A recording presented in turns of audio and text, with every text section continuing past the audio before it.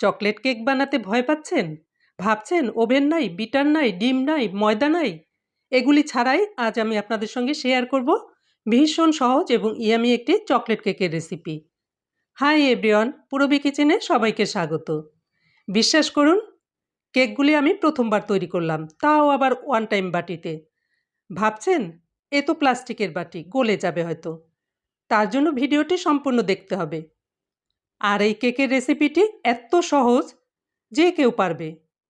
দেখতে কত সুন্দর এবং নরম তুলতুলে, আর খেতে তো এক কথায় অমৃত। কেকটি তৈরি করার শুরুতেই শুকনো উপকরণগুলি চেলে নিতে হবে। তার জন্য একটি মিক্সিং বোলের উপরে ছাঁকনি বসিয়ে এর মধ্যে দিয়েছি 1 কাপ আটা। হ্যাঁ, আজকে আমি আটা দিয়ে কেকটি তৈরি করে দেখাবো। খেয়ে কেউ বুঝতেই পারবে না এটা আটা দিয়ে তৈরি। আর এই আটার মধ্যে দিয়েছি 1 চা চামচ বেকিং পাউডার, হাফ চা চামচ বেকিং সোডা, দিয়েছি হাফ কাপ গুঁড়ো চিনি। শিলনোড়ায় অথবা ব্লেন্ডারে গুঁড়ো করে নিতে পারেন। দিয়েছি 1 টেবিল চামচ গুঁড়ো দুধ, 2 টেবিল চামচ কোকো পাউডার। যেহেতু চকলেট কেক, কোকো পাউডার তো লাগবেই। দিয়েছি 1/4 চা চামচ লবণ। এরপর সব শুকনো উপকরণগুলি চেলে নিতে হবে। চেলে নেওয়া হয়ে গেলে সব কিছু ভালো করে মিশিয়ে নিতে হবে। মিশিয়ে নেওয়ার পরে এটাকে এক সাইডে রেখে দিয়েছি। দ্বিতীয় পর্যায়ে আরেকটি বাটির মধ্যে লিকুইড উপকরণগুলি মিশিয়ে নিতে হবে। তার জন্য একটি বাটির মধ্যে নিয়েছি 1/4 কাপ অর্থাৎ 3/4 কাপ গরুর দুধ। দুধটা না গরম না ঠান্ডা, স্বাভাবিক তাপমাত্রার দুধ। এর মধ্যে দিয়েছি 1/4 কাপ সয়াবিন তেল, 1/4 কাপ টক দই। টক দইয়ে পানি থাকলে পানিটা ছেঁকে দিবেন, তাহলে দইয়ের টকটা থাকবে না। এরপর দিয়েছি চকলেট এমানশন। আপনাদের কাছে না থাকলে ভ্যানিলা এসেন্স অথবা চকলেট এসেন্সও দিতে পারেন। তারপরে ভালো করে মিশিয়ে নিয়েছি। একটি হ্যান্ড হুইক্স অথবা কাঁটা চামচ দিয়েও মিশিয়ে নিতে পারেন। ব্যাস, মিশানো হয়ে গেলে এর মধ্যে দিয়েছি আগে থেকে চেলে রাখা শুকনো উপকরণগুলি। এরপর একটি স্প্যাচুলা বা চামচ দিয়ে ভালো করে মিশিয়ে নিতে হবে, যেন কোনো গুটলি না থাকে। এভাবে মিশিয়ে নেবার পরে দিয়েছি 1 চা চামচ হোয়াইট ভিনেগার। ভিনেগার দিলে ভাবছেন টক হবে? না, একদম টক হবে না। এটা দিলে কেকটা বসে যাবে না। এরপর আবারও ভালো করে মিশিয়ে নিয়েছি। ভিনেগারটা দিবার পরে বেশি দেরি করা যাবে না। আমি যেহেতু চুলায় কেক তৈরি করব, তার জন্য চুলায় একটি ফ্রাই প্যান বসিয়ে ওই প্যানের মধ্যে রেখেছি একটি স্টিলের প্লেট। আর এই প্লেটের উপরে দিয়েছি হাফ কাপের মতো পানি। পানিটা কেন দিয়েছি পরে বলছি। তারপর ঢেকে দিয়ে 5 মিনিট প্রিহিট অর্থাৎ গরম করে নিতে হবে। চুলার জালটাকে লো ফ্লেমে রেখে গরম করতে হবে এবং ঢাকনায় ছিদ্র থাকলে সেটাকেও বন্ধ করে দিতে হবে। এরপর কেক তৈরি করার জন্য নিয়েছি ওয়ান টাইমের এ ধরনের 3টি বাটি। আপনারা হয়তো ভাবছেন বাটিগুলি গলে যাবে। না, একদমই গলবে না। ভিডিওটি দেখলেই বুঝতে পারবেন।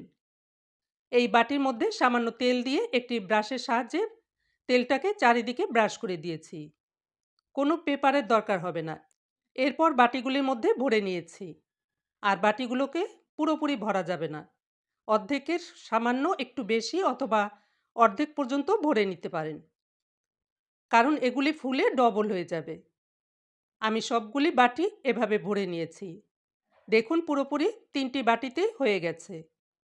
এরপরে বাটিগুলোকে এভাবে ট্যাপ করে নিয়েছি, কারণ ভিতরে বাবলস থাকলে তা বের হয়ে যাবে।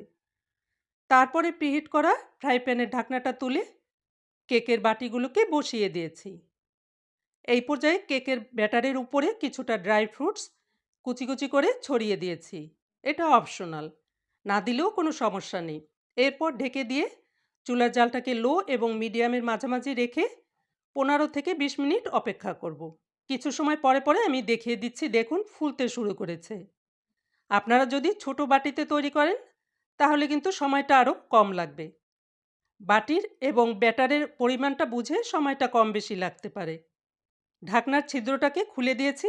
এখন দেখুন অনেকটাই পরিষ্কার দেখাচ্ছে। এর মধ্যে কিন্তু ঢাকনাটা খোলা যাবে না। 15 মিনিট হয়ে গেছে। এবার ঢাকনাটা খুলে নিচ্ছি। ওয়াও!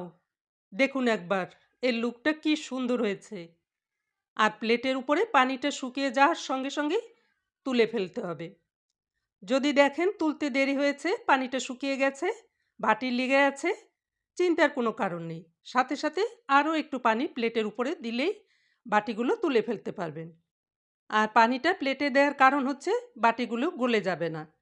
আর এরই মধ্যে কাঠি দিয়ে আমি চেক করে নিয়েছি। কিছুই লেগে আসেনি। তার মানে বুঝতে হবে কেকগুলো হয়ে গেছে।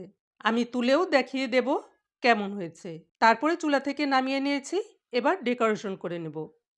তার জন্য একটি বাটিতে নিয়েছি ৳20 দামের ১ প্যাকেট মিল্ক চকলেট। এই চকলেটগুলোকে ২-৩ টেবিল চামচ গরম দুধ দিয়ে আমি একটি চকলেট সিরাপ তৈরি করে নিয়েছি। ডেকোরেশনটা আপনাদের পছন্দ মতো করে নিতে পারেন। আবার না করলেও কোনো সমস্যা নেই। এভাবেও খেতে ভীষণ মজা লাগে। এরপর কেকগুলোকে বাটি থেকে বের করে দেখাচ্ছি। তার আগে দেখুন বাটিগুলোর কোথাও কিছু হয়নি, মানে গলে যায়নি। বাটির চারপাশটা চেপে চেপে এভাবে লুজ করে নিয়ে কেকটাকে এভাবে বের করে নিয়েছি। এবার তাহলে বিশ্বাস হয়েছে বাটি গলবে না? আমি যেভাবে করেছি আপনারাও ঠিক একইভাবে করবেন, দেখবেন আপনাদের বাটিও গলবে না। দরকার মনে করলে প্লেটের উপরে পানিটা আরও একটু বাড়িয়ে দিতে পারেন। দেখুন কতটা নরম তুলতুলে হয়েছে। আপনাদের কেটেও দেখাবো, একটু অপেক্ষা করুন।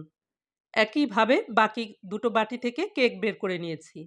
কেকগুলো বের করার পরে এর উপরে চকলেট সিরাপটা দিয়ে দিয়েছি। তার উপরে কিছুটা ড্রাই ফ্রুটস ছিল, সেটাও দিয়ে দিয়েছি। আপনারা ক্রিম দিয়েও ডেকোরেশন করতে পারেন। এরপর একটি কেক আমি কেটে দেখাচ্ছি। দেখুন, কি সুন্দর! বিশ্বাস করুন বন্ধুরা, প্রথমবার বানিয়ে এতটা সফল হব ভাবতেই পারিনি। আপনারা অবশ্যই একবার হলেও ট্রাই করবেন। আর কতটা সফট, খেতেও ভীষণই টেস্টি হয়েছে। আর ভিডিওটি সম্পূর্ণ দেখার জন্য সবাইকে অনেক ধন্যবাদ।